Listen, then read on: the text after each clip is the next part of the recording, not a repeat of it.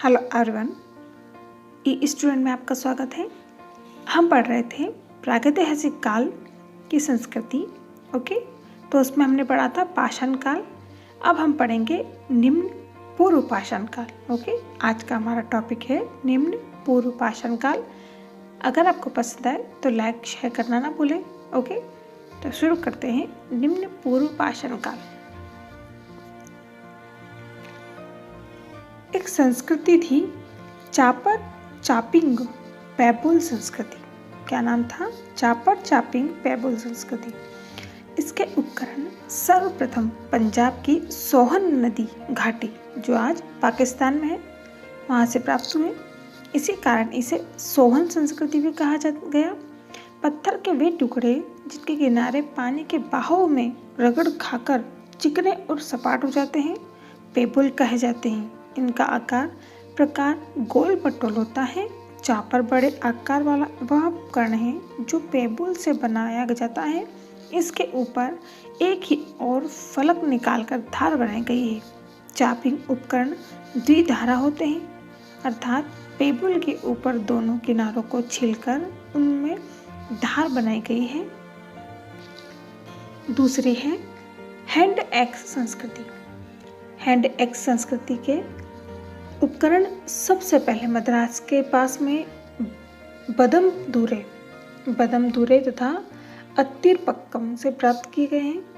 ये साधारण पत्थरों से कोर तथा फ्लैग प्रणाली द्वारा निर्मित किए गए हैं।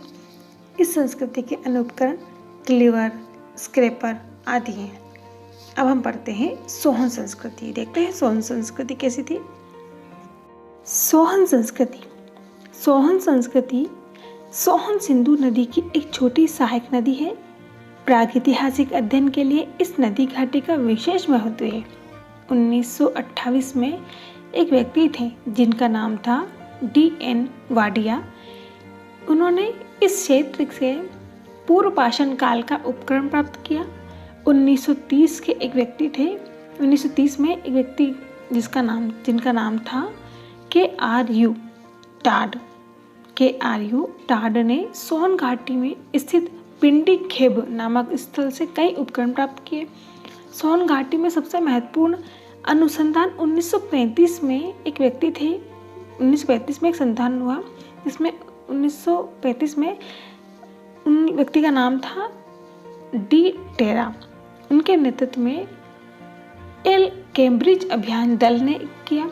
इस दल ने कश्मीर घाटी से लेकर साल्ट रेंज तक के विस्तृत क्षेत्र का सर्वेक्षण किया।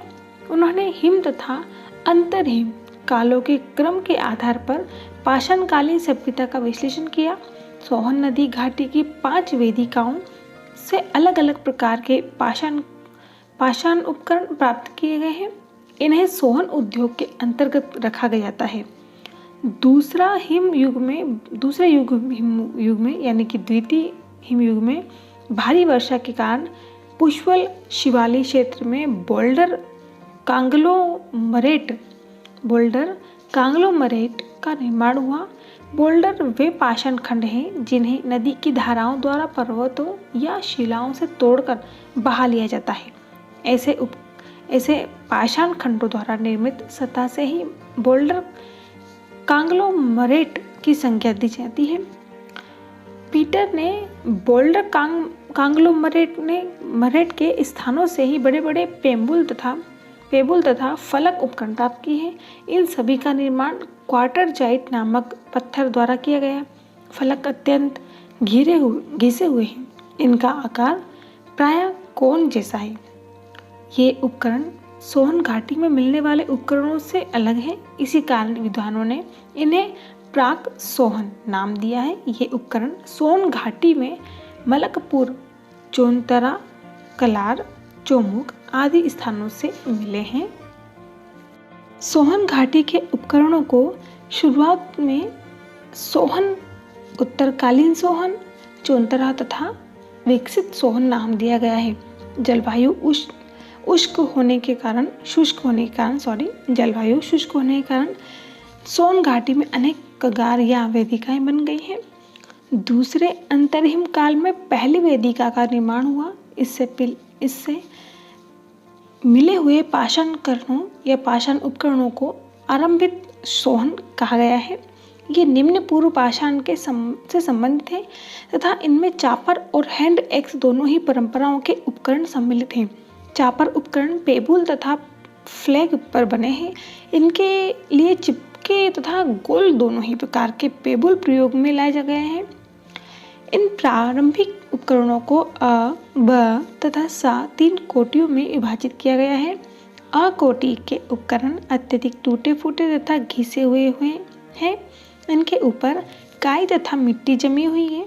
ब कोटि के उपकरणों को ऊपर भी काई तथा मिट्टी जमी हुई है। ये कम घिसे हुए हैं तथा टूटे फूटे नहीं है। कौन से? बा वाले। इनमें कुछ फलक उपकरण भी हैं।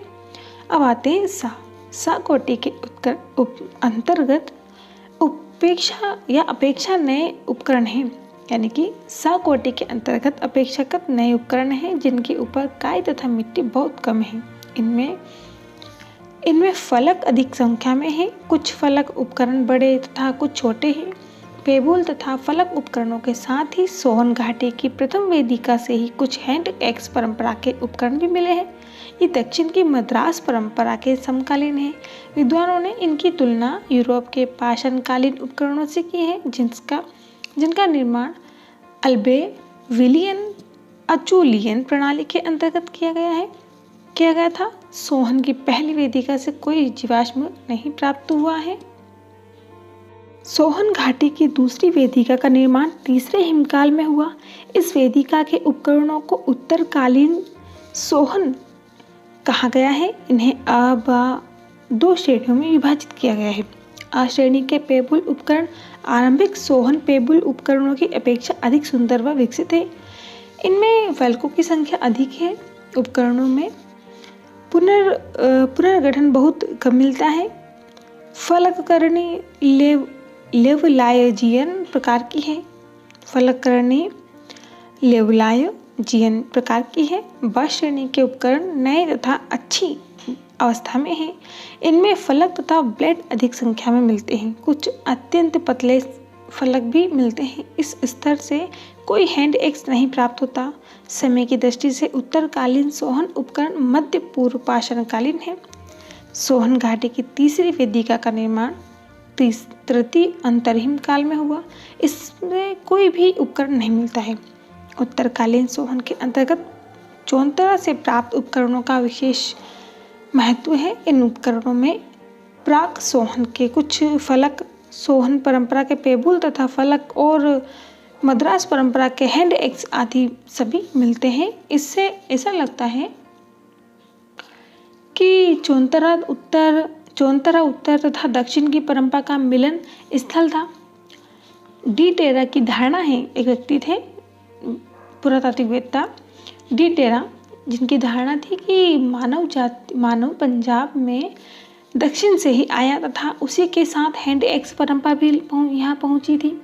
चौंतरा उद्योग का यह समय तीसरा अंतरहिम काल माना गया है। सोहन की चौथी वेदिका का निर्माण चौथे हिमकाल में हुआ। इससे मिले हुए उपकरणों को विकसित सोहन की संख्या दी गई है। 1932 में एक व्यक्ति थे जिनका नाम था, पुरातात्विकवेत्ता थे, टाड ने पिंडी खेब के समीप ढोक पठार के इन उपकरणों की खोज की थी। इनमें ब्लेड पर निर्मित उपकरण ही अधिक है। आकार प्रकार में ये पूर्ववर्ती उपकरणों से छोटे हैं। सोहन की पांचवी तथा अंतिम वेदिका से मिट्टी के बर्तनों के टुकड़े मिलते हैं। सोहन संस्कृति के उपकरण भारत के कुछ अन्य भागों से भी प्राप्त होते हैं, जैसे सिरसा, व्यास, वानगंगा, नर्मदा आदि नदी घाटियों की वेदिकाओं से ये उपकरण प्रकाश में आए हैं। ओके, तो आरंभिक सोहन प्रकार के पेबुल उपकरण चित्तौड़ जो राजस्थान में है, सिंगरौली तथा जो मध्य प्रदेश में है, तथा बेलर नदी घाटी जो उत्तर प्रदेश के मिर्जापुर और एवं इलाहाबाद जिलों में स्थित है। मयूरभंज जो उड़ीसा में है, साबरमती तथा माही नदी घाटियों जो गुजरात में है, गिद्धलूर तथा नेल्लोर आंध्र प्रदेश में प्राप्त किए गए। यहाँ से डी टेरा और पीटरसन, इनके नेतृत्व में, इनके गाइडेंस के अनुसार एक कैम्ब्रिज अभियान दल ने कश्मीर घाटी में भी अनुसंधान किया। उन्होंने यहाँ प्राचीनतम काल के जमाओं का अध्ययन किया, लेकिन इन क्षेत्र से उन्हें मानव आवास का कोई भी प्रमाण उपलब्ध नहीं हो सका। 1969 में H.D. संकालिया ने, एक व्यक्ति थे जिनका नाम था H.D. संकालिया ने, श्रीनगर से कुछ दूर पर स्थित लिद्दर नदी के, कौन सी नदी? लिद्दर नदी के तट पर बसे हुए पहलगाम से एक बड़ा फलक उपकरण तथा बिना गड़ा हुआ हैंड एक्स प्राप्त किया। 1970 में संकालिया तथा आर जोशी ने कश्मीर घाटी में पुनः वापस से अनुसंधान के फलस्वरूप 9 पाषाण उपकरणों की खोज किया। इनमें स्क्रैपर, बेधक, आयताकार कोर तथा हैंड एक्स वाला चापर आदि है। इसी प्रकार पंजाब तथा हिमालय प्रदेश में स्थित शिवालिक क्षेत्र से भी पूर्व पाषाण के कई स्थानों का पता चला है। 1951 में ओलफ रूफर नामक एक व्यक्ति थे। ओलफ रूफर नामक व्यक्ति ने, विद्वान ने सतलज की सहायक नदी सिरसा की घाटी में खोज करके निम्न पूर्व पाषाण काल के उपकरण प्राप्त किए। इसके बाद बीबी लाल ने हिमाचल के कांगड़ा जिले में स्थित व्यास बाणगंगा की घाटी में अनुसंधान किया। उन्हें यहाँ के विभिन्न उपकरण पुरास्थलों से चापर तथा चापिंग पेबुल एवं हैंड एक्स आदि पूर्व पाषाण कालीन उपकरण प्राप्त हुए। राजस्थान तथा गुजरात के पुरास्थलों से, यानी पुरानी जगहों से भी कई पाषाण उपकरण मिलते हैं। बेलन घाटी में इलाहाबाद विश्वविद्यालय के जो शर्मा जी थे, इनका नाम था G.R. शर्मा के नेतृत्व में एक अनुसंधान किया गया। बेलन टोंस एक सहायक नदी है। बेलन टोंस एक सहायक नदी है, ठीक है, जो मिर्जापुर के मध्यवर्ती पठारी क्षेत्र में बहती है। इस नदी घाटी के विभिन्न उपपुरास्थलों से पाषाण काल के सभी युगों से संबंधित उपकरण तथा पशुओं के जीवाश्म मिले हैं। निम्न पूर्व पाषाण काल से संबंधित यहाँ 44 यानी कि 44 पुरास्थल मिलते हैं। बेलन घाटी के पहले जमाव से निम्न यानी कि प्रथम जमाव से निम्न पूर्व पाषाण काल के उपकरण प्राप्त हुए हैं। इनमें से सभी प्रकार के हैंड एक्स, क्लीवर, स्क्रैपर, पेबुल पर बने हुए चापर उपकरण आदि सम्मिलित हैं। हैंड एक्स 9 सेंटीमीटर से लेकर 38.5 सेंटीमीटर तक के हैं। कुछ उपकरणों में मुठिया लगाने का स्थान भी मिलता है। ये उपकरण क्वार्टरजाइट पत्थरों से निर्मित है। बेलन घाटी से मध्य तथा उच्च पूर्व पाषाण काल के उपकरण भी मिले हैं। मध्यकाल के उपकरण फ्लैग पर बने हैं। इनमें बेधक, स्क्रैपर, ब्लेड आदि। इनका निर्माण महीन कण वाले बढ़िया क्वार्टर जाइट पत्थर से मिला है। यहाँ के उच्च पूर्व पाषाण कालीन उपकरण ब्लेड तथा बेधक, ब्यूरी, स्क्रैपर आदि प्रमुख हैं। ब्लेड जो ब्लेड होती है, ब्लेड बेलनाकार कोर के बने हैं।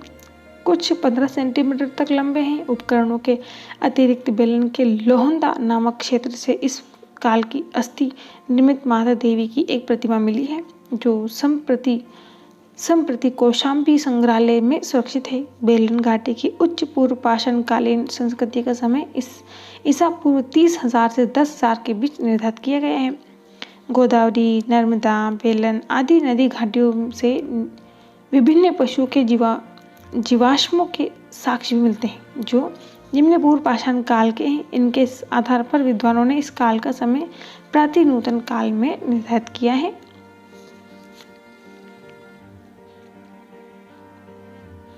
दक्षिण भारत की हैंड एक्स परंपरा। इस संस्कृति के उपकरण सबसे पहले मद्रास के समीप में यानी कि पास में क्षेत्र से प्राप्त किए गए हैं। इसी कारण इसे मद्रासी संस्कृति भी कहते हैं। जिसे पहले बताया जा चुका है कि 1863 में जो रॉबर्ट ब्रूसवुड ने मद्रास के पास पल्लवरम नामक स्थान से पहला हैंड एक्स प्राप्त किया था, है ना। उनके मित्र किंग ने अतिरपक्कम पपमक्कम, ये नाम कुछ अजीब भी होते हैं, पढ़ने में ठीक जाते हैं। अतिर पपमक्कम से पूर्व पाषाण के उपकरण खोज के निकाले। इसके बाद डी टेरा तथा पीटरसन के नेतृत्व में एक कैम्ब्रिज अभियान दल ने इस क्षेत्र में अनुसंधान प्रारंभ किया। कृष्णा स्वामी, आर.वी. जोशी, के.डी. बनर्जी जैसे विद्वानों ने भी इस क्षेत्र के अनुसंधान कार्य किए।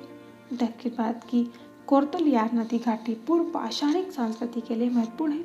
इसकी घाटी में स्थित वदमदुरै नामक स्थान से निम्न पूर्व पाषाण काल के बहुत से उपकरण प्राप्त हुए हैं, जिनका निर्माण क्वार्टरजाइट पत्थर से किया गया।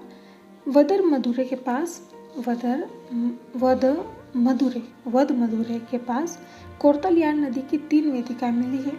इन्हीं के उपकरण एकत्र किए गए हैं। इन्हीं 3 भागों में बांटा गया। सबसे नीचे की वेदिका को बोल्डर काग्लोमेरेट कहा जाता है। इससे कई औजार हथियार मिलते हैं। इन्हें भी विद्वानों ने 2 श्रेणी में रखा, 2 भागों में बांटा। इस श्रेणी में भारी तथा लंबे हैंड एक्स और कोर के उपकरण हैं, यानी कि नोक वाले। इन पर सफ़ेद रंग की काई जमी हुई है। इन उपकरणों के निर्माण के लिए काफ़ी मोटे फलक निकाले गए हैं। हैंड एक्सों की मुठियों के सिरे काफ़ी मोटे हैं। कोर उपकरणों के किनारे टेढ़े मेढ़े हैं तथा उन पर गहरी फ्लैकिंग्स के चिन्ह दिखाई देते हैं। हैंड एक्स फ्रांस के अबे विलियन परंपरा के हैंड एक्सों के समान है। दूसरी श्रेणी में हैंड एक्स तथा कोर उपकरण ही आते हैं, लेकिन वे कलात्मक दृष्टि से अच्छे हैं। इन पर सुव्यवस्थित ढंग से फलकीकरण अश्यूलियन कोटि के हैं। दूसरे वर्ग के उपकरण कलात्मक दृष्टि से विकसित तथा सुंदर हैं। बीच की वेदिका लाल रंग के पाषाणों से निर्मित है। इस कारण इनके संपर्क से जो उपकरणों का रंग भी लाल हो गया है। इस उपकरण को या इस कोटि के हैंड एक्स चौड़े तथा सुडौल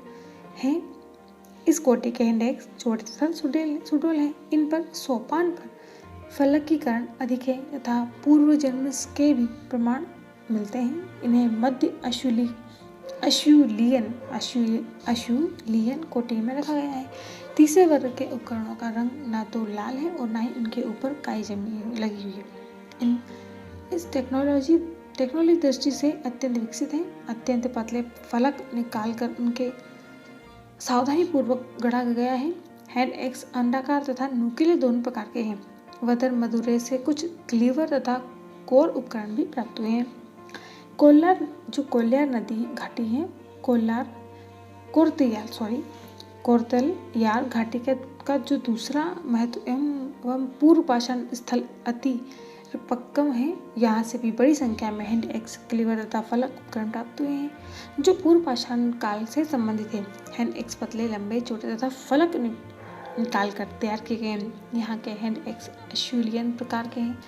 भारत के अन्य भागों से भी मद्रासी परंपरा के उपकरणों की खोज की गई है। नर्मदा घाटी, मध्य प्रदेश की सोन घाटी, महाराष्ट्र की गोदावरी तथा उसकी सहायक प्रवरा घाटी, कर्नाटक की कृष्णा, तुंगभद्रा घाटी, गुजरात की साबरमती तथा माही नदी घाटी, राजस्थान की चंबल घाटी, उत्तर प्रदेश की सिंगरौली बेसिन घाटी आदि से उनके उपकरण मिलते हैं। ये सभी पूर्व पाषाण काल की प्रारंभिक अवस्था के हैं। ओके, अब तक हमने पढ़ा हमारे कुछ प्रागैतिहासिक काल के पाठ बचे हुए थे, जिसमें सोहन संस्कृति पढ़ी, दक्षिण भारत की हैंड एक्स परंपरा भी देखी हमने। ओके, नेक्स्ट हमारा टॉपिक होगा मध्य पूर्व पाषाण का। ओके, अभी के लिए thank you, bye, good night. और आप लाइक और शेयर जरूर कीजिएगा, सब्सक्राइब करना ना भूलें। Okay, thank you.